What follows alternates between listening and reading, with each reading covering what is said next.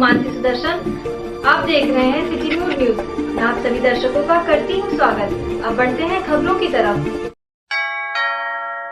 ठगी का सिलसिला थमने का नाम नहीं ले रहा है। मीडिया अनी बुलियन के बाद अब एक और मामला सामने आया है।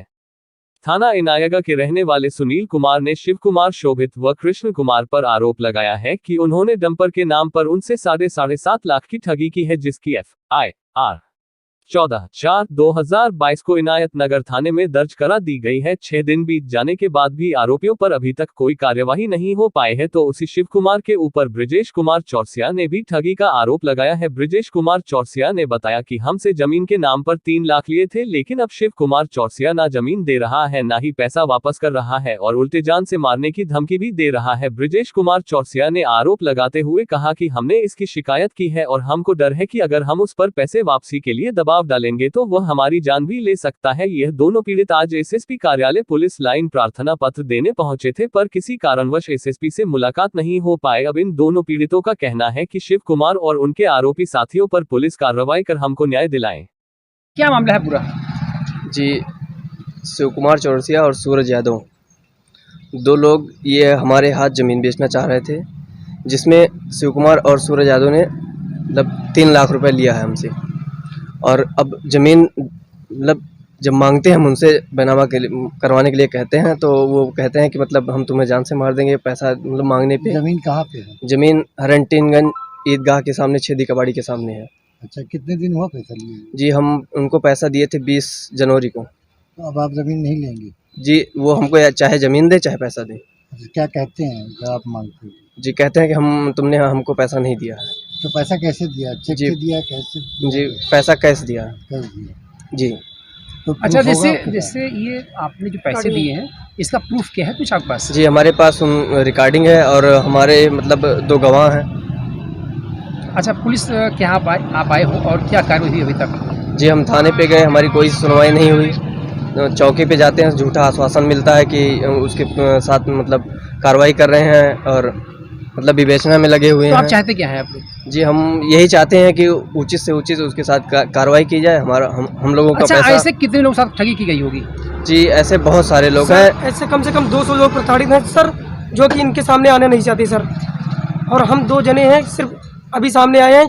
कम से कम पारा ताजपुर में 200 आदमी के साथ धोखाधड़ी का आरोप है सर। आप चाहते क्या है? जी, हमको हमारा पैसा दिलाया जाए और उनके साथ उचित से उचित कार्रवाई की जाए।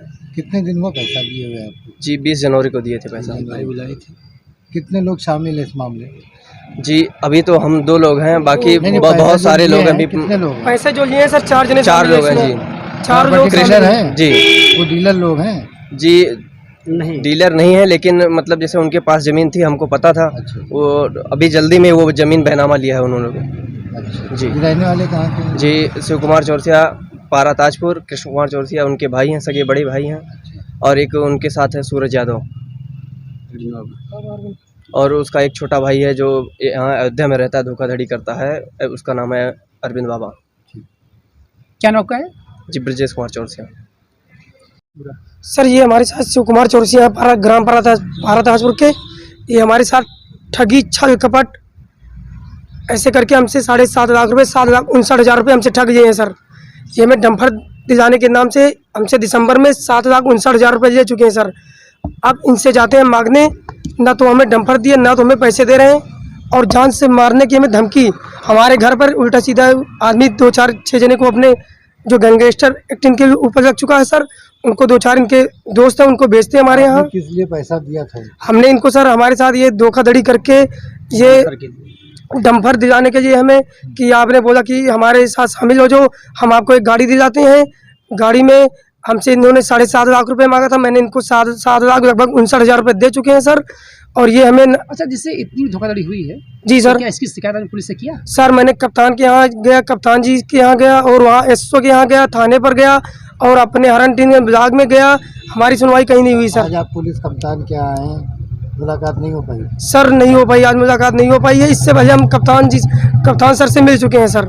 अच्छा, इससे हम वहाँ की बात करेंगे तो पुलिस ने क्या सहयोग किया आपकी? सर जैसे हमारा FIR हुआ सर, FIR हो चुका है और सर ने बोला है कि इसकी जांच करके हम कार्रवाई करेंगे। कितने दिन हो गया ये पैसा दिया आपको? सर हमें ये 6 महीने हो गया लगभग, दिसंबर में मैंने दिया था, 5 या 6 महीने क्या हो गया चाहते हैं लगभग। सर हम ये चाहते हैं कि हमारे साथ जो फ्रॉड किया गया है सर, उसकी उचित कार्रवाई की जाए और हमें शिव कुमार चौरसिया से पैसे दिलाए जाए, हमारे पूरे पैसे। ये मामला किस ग्राम का है, किस थाने का है? ये मामला सर हमारा घर मुजैथू बुजुर्ग है और शिव कुमार चौरसिया जो पूर्व ग्राम प्रधान रह चुके हैं, उनका घर है पारा ताजपुर। एक चीज ये बताइए, पैसा आप कैसे दिए? कैश दिए, चेक से दिए, कैसे दिए? सर हम 2,59,000 रुपये चेक से दिए हैं सर, और 5 लाख रुपए चेक से दिए हैं सर। चेक से दिए? गूगल पे। हाँ चेक से दिए हैं।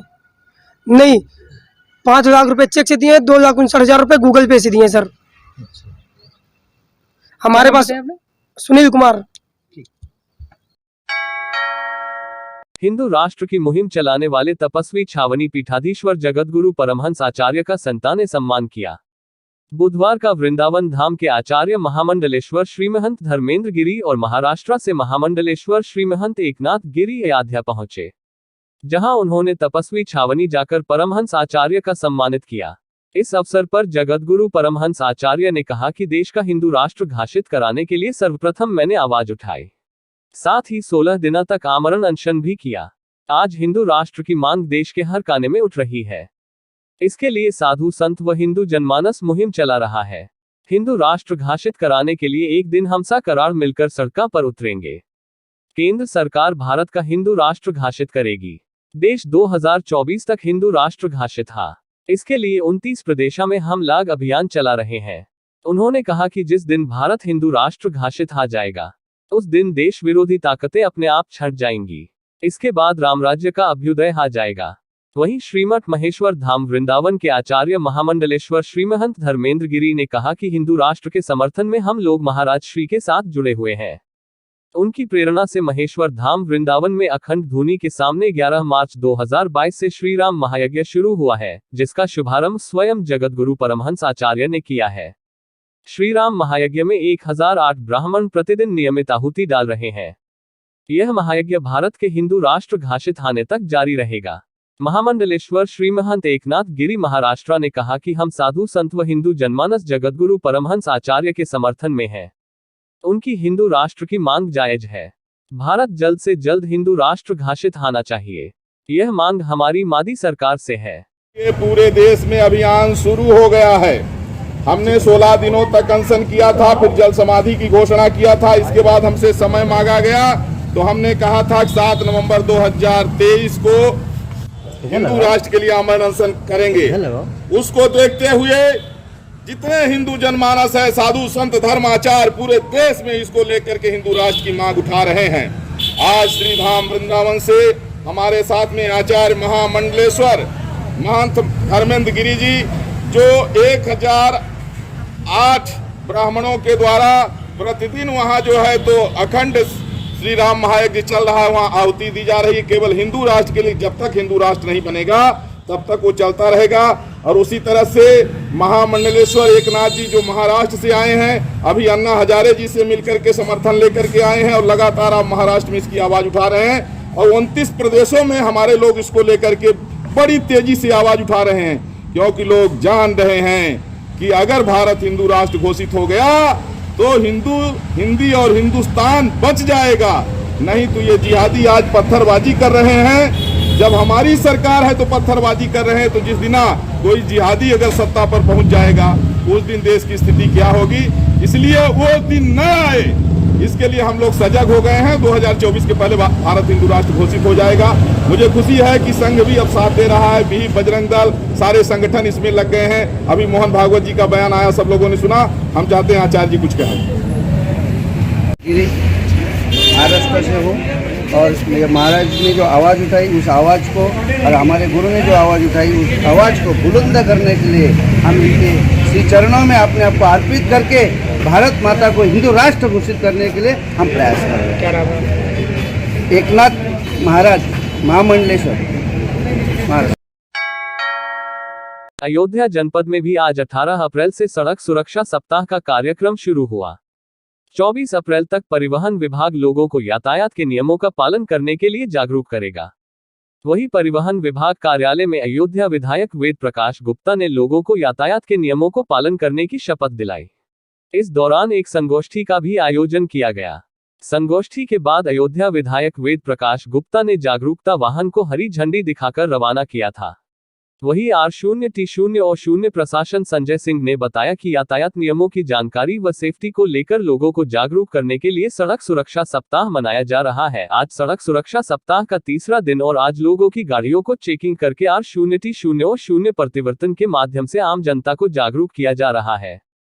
और जीवन सुरक्षा के बारे में ट्रैफिक नियमों का पालन करें और गाड़ी चलाते समय मोबाइल पर बातें न करें, सीट बेल्ट का प्रयोग करें, जबरदस्ती ओवरटेक न करें। ट्रैफिक नियमों का पालन करके जीवन सुरक्षा कर सड़क पर होने वाली दुर्घटनाओं से बचा जा सकता है। इन्हीं यातायात नियमों को जनता तक जागरूक करने के लिए सड़क सुरक्षा सप्ताह मनाया जाता है। इसका समापन 24 अप्रैल को होगा। संजय सिंह R0T0 और 0 ने सभी जनता से यातायात के नियमों का पालन करने की अपील भी किया। वर्तमान के समय में जीवन का एक अहम अंग बन गया है, क्योंकि जो दुर्घटनाएं सड़कों पर हो रही हैं वो दूसरे तरीके से जो मृत्यु होती है उससे कहीं बहुत अधिक है।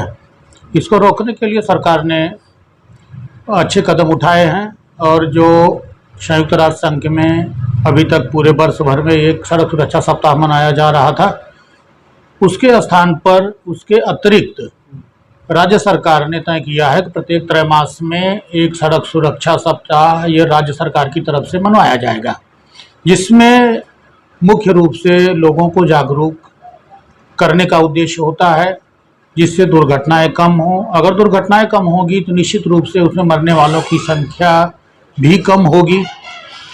तो सड़क सुरक्षा सप्ताह के अंतर्गत हम लोगों को ट्रैफिक नियमों की जानकारी देते हुए और लोगों को घायलों के सुरक्षा हेतु क्या उपाय करने हैं उसके बारे में उनको जानकारी देते हैं।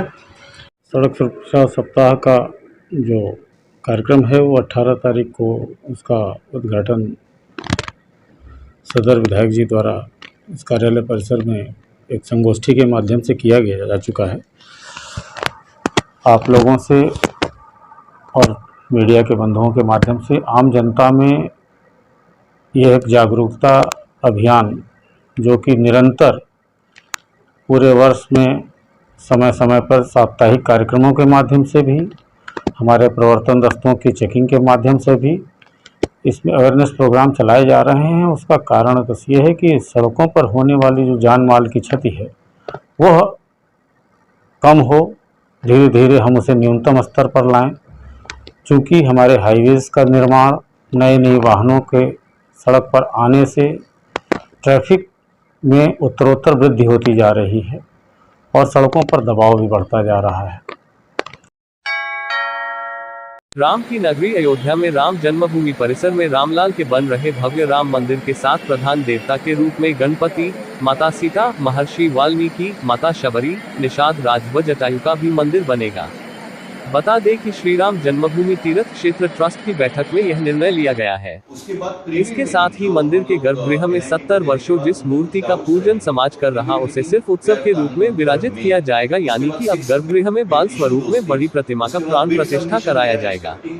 श्री राम जन्मभूमि तीर्थ क्षेत्र ट्रस्ट की तिमाही बैठक में आज 14 ट्रस्टी अलग अलग रूप से जुटे रहे, लेकिन ट्रस्ट के अध्यक्ष महंत नृत्य गोपाल दास की तबीयत सही न होने के कारण इन बैठक में नहीं जुड़ सके।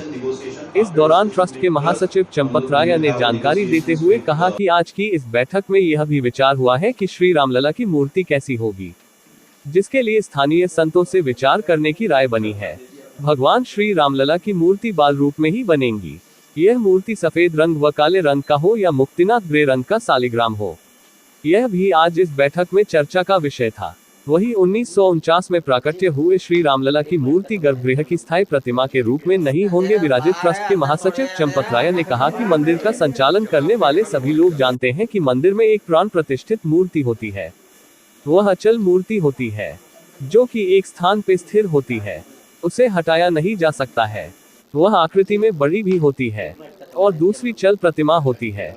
उन्हें उत्सव मूर्ति भी कह सकते हैं, जो किसी पूजा उत्सव में उस मूर्ति को गर्भगृह से बाहर निकल सकते हैं। इसलिए 70 वर्ष से जिस विग्रह का समाज पूजन कर रहा है वह उत्सव मूर्ति का रूप ग्रहण करेगा। 19 तारीख को ट्रस्ट की बैठक थी, इसमें केवल ट्रस्टी रहते हैं।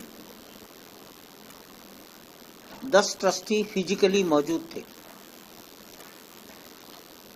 4 ट्रस्टी ऑनलाइन मौजूद थे। पूज्य नृत्यगोपाल दास जी का स्वास्थ्य ठीक नहीं था, तो इस प्रकार 15 में से 14 ट्रस्टी उपस्थित थे। एक विचार ये आया है कि परिसर में रामलला के मंदिर के साथ साथ महर्षि वाल्मीकि का एक मंदिर बनना चाहिए, माता शबरी का मंदिर बनना चाहिए, निषादराज का मंदिर बनना चाहिए, जटायु का मंदिर बनना चाहिए, माता जानकी का मंदिर बनना चाहिए, गणपति का मंदिर बनना चाहिए। इन बातों पर आज काफी चर्चा हुई है और लोगों ने सैद्धांतिक रूप से इसको स्वीकार किया है। कहाँ बने, कैसा बने, इसकी चर्चा आगे चलेगी। हनुमान जी का तो अयोध्या में इतना बड़ा मंदिर है, अब किसी दूसरे हनुमान जी के मंदिर की अयोध्या में चर्चा करना, एक स्थान के वो अयोध्या के तो वो मालिक हैं, हनुमानगढ़ी इतना पर्याप्त है। लेकिन अयोध्या में गणपति का कोई मंदिर नहीं है, आप भी जानते हैं। मंदिरों में गणेश जी हैं, लेकिन प्रधान देवता के रूप में कहीं गणपति नहीं है। माता सीता, आपकी जानकारी के लिए है, देश जानता है, मंदिरों का संचालन करने वाले सभी लोग जानते हैं। एक मंदिर में प्राण प्रतिष्ठित मूर्ति होती है, वो अचल मूर्ति होती है, वो स्थिर रहती है, वो हटाया नहीं जा सकता, वो आकृति में बड़ी भी रहती है। दूसरी प्रतिमाएं चल प्रतिमा होती है, उन्हें उत्सव मूर्ति भी कह सकते हैं। किसी पूजा उपासना में उनको गर्भगृह से बाहर निकाल कर ले आते हैं। इसलिए जो 70 साल से जिन प्रतिमाओं का, जिन विग्रहों का समाज पूजन कर रहा है, वो उत्सव मूर्तियों का रूप ग्रहण कर लेंगे। ये भी उसी में रहेगी। आप बड़े मंदिर में कहीं देखने जाइए, प्राण प्रतिष्ठित मूर्ति और उत्सव मूर्ति सब एक साथ ही रहती हैं, एक ही सिंहासन पर। 2024 लोकसभा चुनाव से ठीक पहले मंदिर निर्माण के कार्य पूरा करने के साथ भगवान श्री रामलला अपने गर्भगृह में विराजमान होंगे और इस दौरान अयोध्या में एक भव्य उत्सव का आयोजन किया जाएगा। दरअसल अयोध्या के सर्किट हाउस में चल रही मंदिर निर्माण समिति के 2 दिवसीय बैठक में निर्माण संबंधित कार्यों को लेकर मंथन किया गया। इस बैठक के बाद ट्रस्ट के महासचिव चंपत राय ने जानकारी दी। कहा, दिसंबर 2023 में नहीं बल्कि मकर संक्रांति 2024 में रामलला को विराजमान कराया जाएगा। राम मंदिर में भगवान श्री रामलला का दर्शन पाने के लिए भक्तों को अभी कुछ और समय इंतजार करना होगा। वहीं श्रीराम जन्मभूमि तीर्थ क्षेत्र के महासचिव चंपत राय ने कहा कि मंदिर निर्माण का कार्य प्रगति पर है। दिसंबर 2023 तक मंदिर निर्माण के भूतल का निर्माण पूरा किए जाने की उम्मीद है, लेकिन मकर संक्रांति 2024 के पहले भगवान श्री रामलला को विराजमान नहीं कराया जा सकेगा। उनके मुताबिक दिसंबर 2023 में सूर्य दक्षिणायन रहेंगे, तो वही खरमास होने के कारण समय अनुकूल नहीं देखा जा रहा है, जिसके कारण अब राम मंदिर का उद्घाटन मकर संक्रांति पर किया जा सकता है। लेकिन यदि राजनीतिक माने देखा जाए तो आने वाले 2024 के चुनाव के ठीक कुछ समय पहले ही राम मंदिर का भव्य उद्घाटन कराए जाने की तैयारी है और इस दौरान अयोध्या में एक बहुत बड़ा उत्सव का आयोजन होगा। इससे न ही भगवान श्री रामलला अपने गर्भगृह में विराजमान होंगे, बल्कि भारतीय जनता पार्टी के लिए 2024 की राह आसान होगी है। काम की प्रगति बहुत संतोषजनक है। राजस्थान के भरतपुर जिले से पत्थर आने की जो कुछ कानूनी बाधाएं थीं, वो भारत सरकार और राजस्थान सरकार ने बहुत ही शालीनता के साथ उन बाधाओं को दूर कर दिया है। एक रथ में 2 पहिए रहते हैं, रथ के 2 पहियों के समान दोनों सरकारों ने काम किया है। इसके परिणाम स्वरूप राजस्थान सरकार को हजारों करोड़ रुपया रेवेन्यू प्राप्त होने का रास्ता खुल गया है। काम की प्रगति पूरी तरह संतोषजनक है और हमारा विचार अभी स्थिर है कि हम दिसंबर 2023 भगवान को अपने मूल स्थान पर प्रतिष्ठा प्रदान करेंगे। ये मान लीजिए कि लगभग 30% काम हो गया। 17 अप्रैल को अयोध्या कोतवाली के दर्शन नगर चौकी क्षेत्र के कुशमाहा गांव में 23 वर्षीय रवि पांडे की हत्या की गई थी। इस घटना के अगले दिन ही पुलिस ने मुख्य आरोपी को अयोध्या रेलवे स्टेशन के पास से गिरफ्तार किया था। वही घटना में शामिल दादा और पोते को भी पुलिस ने हत्या के आरोप में गिरफ्तार कर लिया है।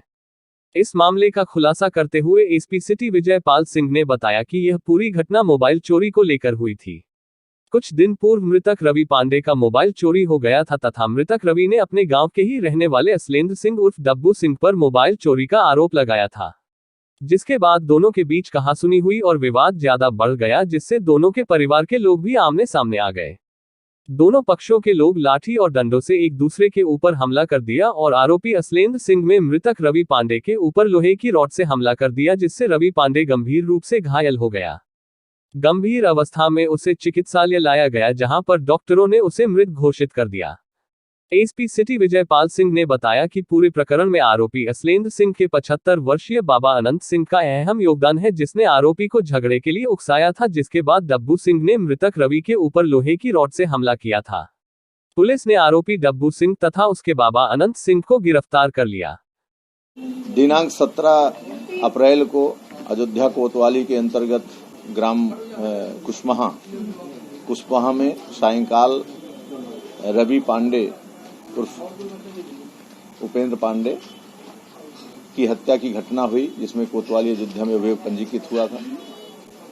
और घटना का क्रम ये है कि रवि पांडे और आसलेंद्र उर्फ डब्बू और एक और तीनों लोग पास में इनका घर है और एक कमरे में बैठ करके खा पी रहे थे। उसी समय इसके बाद इनमें जो है रवि पांडे का मोबाइल गुम हो गया। उनका आरोप था कि आसलेंद्र उर्फ डब्बू सिंह ने इसको जो है चुरा लिया है, ले लिया है। और इसी आरोपों के संबंध में इनमें आपस में झगड़ा हुआ, विवाद हुआ, और जिसमें ये आनंद सिंह और उज्जवल सिंह भी वहाँ पर आए। और इसी घटनाक्रम और विवाद के बाद में जब रवि पांडे की जो है एक मोटे जो है ब्लंट ऑब्जेक्ट्स के द्वारा डंडे के द्वारा पीट करके हत्या कर दी गई। और इसके बाद घटना पर हम सब लोग अधिकारीगण पहुंचे और आरोपियों की तलाश हुई, तो पुलिस टीम की सफलता से 2 इसमें नामजद अभियुक्त गिरफ्तार हुए, आसलेंद्र उर्फ डब्बू और अनंत सिंह। और इनका जो है चालान किया जा रहा। अभियोग में साक्ष्य संकलित करके गहनता से इसकी विवेचना करके आवश्यक विधिक कार्यवाही की जा रही है। आज के लिए बस इतना ही। कल फिर मिलेंगे इसी समय इसी चैनल पर। अब हमें दीजिए इजाजत। नमस्कार।